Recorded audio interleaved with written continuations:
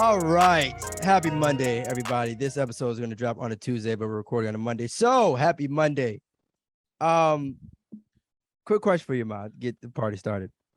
Do you feel, in all honesty, that Manu Ginobili is 1,000% a top 75 NBA player of all time? Top what?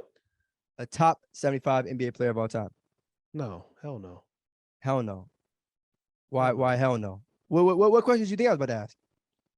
I don't know I thought you were gonna ask, like, is it a guarantee he should be a lock for the NBA Hall of Fame or basketball? Oh yeah, he just got absolutely. That is no brainer. Yeah, I didn't know it was. Well, because he just got it. I'm asking that. Basketball in asking general, that, yeah. I mean, of course, general, we know how the basketball, the criteria is. Much love to my basketball Hall of Fame family. It's all love over there. But yeah, in terms, hell no, hell no. That's not even. Manu was cold. Don't get it wrong. He was cold. One of the greatest European players this game has ever seen. One of the best basketball players this game has ever seen. But top 75? Is he on that list? No. He's not not top 75? No. Tony Parker not even top 75. And he was better than Manu.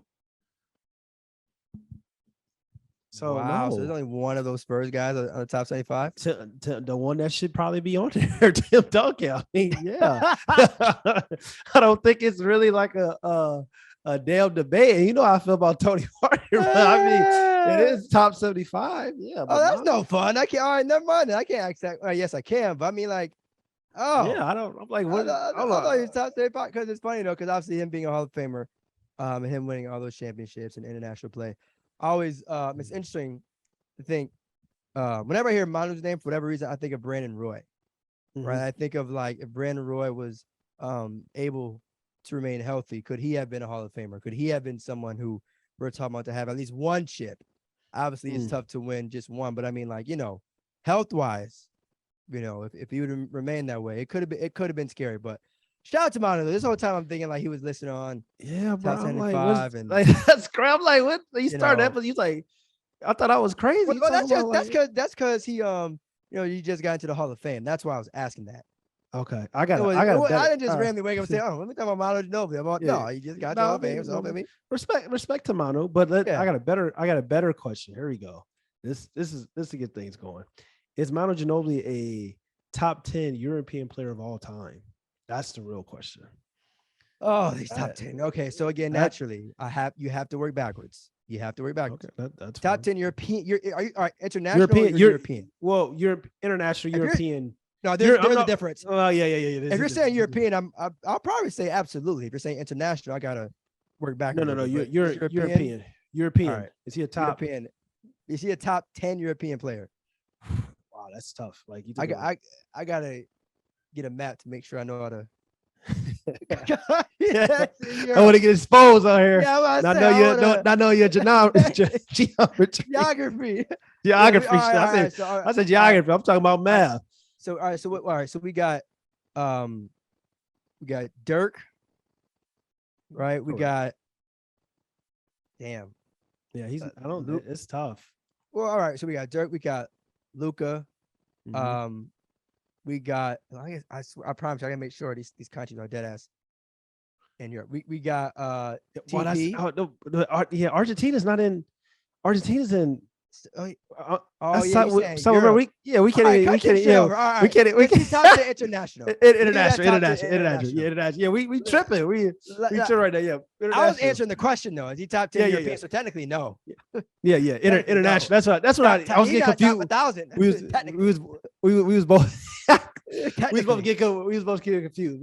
So is Manu Ginobili a top 10 international player of all time? That's the real question. No questions noted that either. No. Yeah. So I mean, if you work backwards, it's so many guys. It's so many Dirk. guys that are just. If he's not, let me tell you something. If he's not a top 10, I mean, it's 10 guys in European alone, and he's not in Europe. He's South. All right, so fine. You're gonna bump up to 20. Is he a top? This was a rough beginning to an episode, guys. I'm gonna tell. This was probably our biggest bloopers beginning to an episode, but we'll bounce back. All right, here we go. Top 25 international player of all time. Is Manu Ginobili a top 25? There we go. International player of all time. All right, we Gucci. We on board, y'all. Like I said, it's Monday. All right, it's Monday of September. It's been a All long right. day. Yeah, it's been a long damn day. It's hot out. Long day. Season. It's only so much all season. Gotta get creative. All right, so yeah. I would say yes, off rip. You know, you kind of think about all the guys that come from overseas to play here. Obviously, like we said, Dirk, we got Hakeem, we got the Kimbe, we got TP, we got Luka now who's been killing it.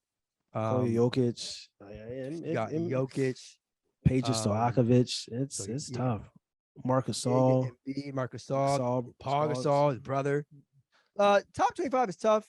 It's not to say that all the players that we just named are definitely better than, but I think when you really start to dive into like all the players that have truly the hell, Giannis, when you think about all the players that have, you know, they're like literally like aren't from here, aren't born here, it's like, damn. You know, and again, much love to Manu. You know what I'm saying? He won all those chips. He's kind of ruined a lot of people's chances of winning a chip. Very, very crafty player, but top 25 is tough. Do you think Manu Ginobili could have been a number one option on a championship caliber team? Because I love people love to say like, oh, he was James Harden before James Harden. I'm like, well, okay. We have to stop disrespecting James Harden. Awesome. It really stop gets crazy. Disrespecting James Harden. Like, we have to. He could have been something like James Harden. I'm just like, I don't really see that. But in what way? Could he been a number one option on a playoff caliber team? Yes, I think so. Absolutely. But like when we talk about championship team, like, because like even it's crazy because like James Harden's draft, like when he was having like his draft interviews, he was just like some players that he compared himself to. One of those players was Manu Ginobili. So naturally, like people always use that as like, oh well, Manu was pre-James and stuff like that. But James Harden is nasty top 40 player of all time. It's like that's such a disgusting take. That is such a disgusting take. Not the top 40, but the comparison. And again, Manu is cold. Again, he's in the Hall of Fame. Yeah. Great player. His contributions to the game and the Spurs and all that cool shit. Definitely there. He's stamped. Don't have to worry about that. When you compare to James Harden, come on. I like this recency bias shit is starting to get out of hand. People let one season, that one season of James Harden's play, and now with Manu getting to the Hall of Fame, and of course all his highlights are about to be shown left and right. So like, oh well, damn, maybe they are a lot closer. No.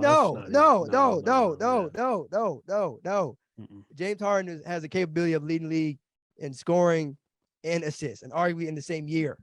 And so, again, love Manu. Hate the fact that he, kind of torched the Lakers every now and then. But no, there's levels. But especially if we're talking about peak James, we're not talking about, pre-Houston James. Like if we're talking about 60-point trip dub, if we're talking about MVP James Harden, hell to the no. Like no. But again, shout out to Manu. He's Hall of Famer. Can't knock it. James will also be a Hall of Famer. He'll be first ballot. To be very clear. You think who's more important to the Spurs dynasty, Manu Ginobili or Tony Parker? Because a lot of people, I agree as well, but like some people feel like Manu Ginobili with his sacrifice of being on the bench and stuff like that and taking that role from Popovich, and it's just like they always kind of like, well, without Manu Ginobili's sacrifice, because he could have been a starter his entire career and leading the second unit. That was a big like reason why they had success. But I mean, that whole sacrifice thing to me is dead because all superstars make sacrifices. Manu Ginobili is not the only one. Like there's not a single superstar out there that didn't make one. I won't call him a superstar. Okay, fine. Well, there's not one player of his status. There's not one Hall of Famer that didn't have to make any sacrifice, especially if we're talking about winning a championship. Could you make the case that he could have thrived or whatever in a different situation? Sure. But you can also make the case that he wouldn't have been a Hall of Famer if he was on a different team. So that's another argument that people may not be ready for. You know what I'm saying? So it's like, it's kind of a give and take. So it is a give and take. If you swap Jamal Crawford with Manu Ginobili, do the Spurs still win those championships? Yes, especially if we're talking about peak Jamal. And also too, because I think Jamal would fit well like in that system. I think Jamal would fit well in a lot of places. You talk about sacrifice. Jamal isn't really a selfish guy. You know what I'm saying? So it's not like we're talking about a guy that is used to like, all right, I want all to shine. Hell, he's a six man himself. You know what I'm saying? So that's why it's like, well, I'm about to say, I think he would be okay in that situation. Now, some guys we've talked about it before, but like some guys that are used to being a number one option since high school till now, would they have been able to adapt? I don't know. But I think Jamal would have fit in well perfectly. It would have been a winning situation for him. The pressure still wouldn't have been as high. You got two other Hall of Famers as well as a Hall of Fame head coach. You know what I'm saying? Yeah. Like and on That's top what of we that, talk. he's just a good dude. I mean, And that's what we talk about when I always say about team situations and stuff like that. And some guys getting the best of like, being blessed in a great team situation. That's what we always talk about. Like rings, that's one of the first things I always say. Like, well, rings is just like it's important, but it doesn't always tell the full story because if you really look at it, like Manu Ginobili is excellent, hell of a player. Is he a so much better player than Jamal Crawford? Or was he just blessed with a great team situation playing with the San Antonio Spurs? It's just kind of like we have to ask those questions, and people like always look at, oh, he won championships, things like that. Yes, he was talented. Yes, he was super skilled. Yes, he was a big reason why the Spurs became a dynasty. But then we look at a player like Jamal Crawford. They say, oh, hell of a six man. His impact wasn't as great as his career as some other players. And I'm just like, well, what team situation did Jamal Crawford come into in the beginning of his career compared to some of these other players? So it's not always about like, who's the better player overall. Sometimes it's just like, are you blessed in a favorable team situation like Manu Ginobili? yeah, and you asked a question of, if they would have won those championships with Jamal. But another question could be asked is, would Jamal be a Hall of Famer? That's Right? another question. If Yeah, would Jamal be a Hall of Famer if he was on those Spurs team? Especially too, probably you got to so. remember he wouldn't have been, on multiple teams, right? Yeah, Like obviously, hopefully, but like, you know, he probably would have been just with those Spurs teams, and yeah, and I mean, it's always interesting. Hindsight is always 2020. You never really know. Eras are also important, right? Who's to say that just because Jamal thrived in his era, and likewise with Manu. Now, again, I personally think that they both would have hooped regardless of the times they played him, but that's the importance of these questions, if you will. But I do think that certain debates and questions could be asked. If certain guys like Jamal were in a different situation on a better team with, again, a great and consistent head coach and number one option, we may be looking at him a lot differently from a Hall of Fame standpoint. Obviously, the real know how cold Jamal was, but there's a difference between just being obviously good in what you do and being into the Hall, right? That is, and also too, I mean, we mentioned Hall of Fame, of course, a large amount of success when we talk about international play, um, but All Stars is another thing to consider. Whether or not you've been to a couple, and but yeah, man, I don't know. It's almost like, do you think, put like this? Do you think the gap between Manu and Jamal is larger than the gap between Ray and Clay? Because I saw the video you put up of Ray, of Seattle Ray, which was damn ridiculous. I don't know whose yeah. idea on the Phoenix staff it was to have Steve Nash on a damn island, guarding Ray Allen in the last minutes of an NBA game. But anyway, do I think outrageous. Man, that's a crazy like. I guess we got to get into both points. Well, I mean, the gap. What gap is larger? For is like, what do you mean, like for like talent or just like overall like? So I mean, like, all right. So to kind of compare him, Manu versus Jamal, right? Everyone loves Manu because he's stuck with one team. He won championships with those teams, but he was never the number one option. But again, he played his role, and it's no doubt that he is a Hall of Famer. All right. Now, same thing, Clay versus Ray, and I'll say Seattle Ray for the sake of this conversation. But the thing is, Clay stayed with one team, but Clay was never the number one option. Clay is great at what he does, multiple championships, and he's also going to be a Hall of Famer. Seattle Ray, right, was terrific at what he did. He didn't win a championship with Seattle or Milwaukee, but he was still the number one option. He was still that guy. Yeah. He still didn't need another shooter, if you will, to really go played crazy. In a prime playing the prime era of shooting guards. Like right. I mean, I think the gap is of course closer to Manu and Jamal Crawford. I think because I think you can. It's hard. I feel like the gap is closer. I think it's a large gap between like when we talk about overall better player with Klay Thompson and Ray Allen. I think it's a huge gap. I think it's, I love Klay Thompson. Like I know what he's done with the Golden State Warriors. I think he's also benefited from playing in a unique system as well of him being a second option. I don't know. We never really seen him be the number one option with a kind of a little bit with, when Curry was out and stuff like that. And that's not really like prime Clay because he was coming off those serious injuries. But just based on his basketball skill set compared to Ray Allen's basketball skill set, Ray Allen was a complete bucket getter. So I think it's the gap, especially if we're talking about like primes. Like some may argue that like Klay Thompson as a number 2 is probably the greatest. Or you can make a case like Klay Thompson as a number 2 option, maybe arguably be a top 5 number 2 option of all time, maybe even top 3. That's how Cody was. I would say his teammate, depending on who you ask, his teammate could be the number 2 option or top 3 number 2 option. Who? Steph.